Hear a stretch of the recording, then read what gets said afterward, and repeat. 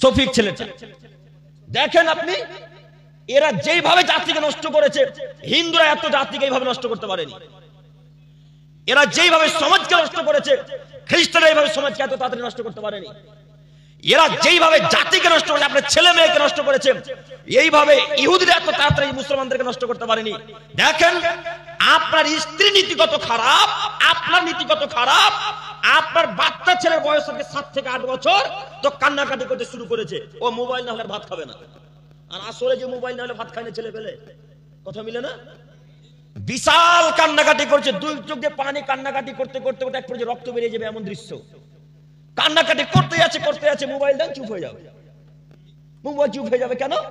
আপনি আর আপনার স্ত্রী আপনার ছেলেটাকে মেয়েটাকে ওই নীতিতেই বড় করেছেন। কিভাবে? আপনার স্ত্রী কিচেন রুমে রান্নার ঘরে রান্না করছে, তো আপনার ছেলেটা আব্দুর রহমান, আব্দুল রহিম, আব্দুল জাব্বার, আব্দুল্লাহ, এই ওসরা বুঝেন, ওসরা কি বলেন, বারান্দাতে বসে কান্নাকাটি করছে। তো আপনার স্ত্রী তো দয়ালু মানুষ, আপনার স্ত্রীর অন্তরে দয়া ময়া মহব্বত খুবই বেশি। তো আপনার স্ত্রী এক পর্যায়ে বলছে, আব্দুল্লাহ যাও বেটা, ওই যে মিটকেসের উপরে মোবাইলটা আছে, মোবাইলটা খুলে বেটা শফিকের ভিডিও দেখো। এবার আপনি বলেন, এই আব্দুল্লাহ বড় হয়ে কি আব্দুল কাদের জিলানী হবে না শয়তান হবে? শয়তান হবে। তো আপনার স্ত্রী আব্দুল কাদের জিলানীর আশা করে কি আব্দুল্লাহর কাছ থেকে? আপনার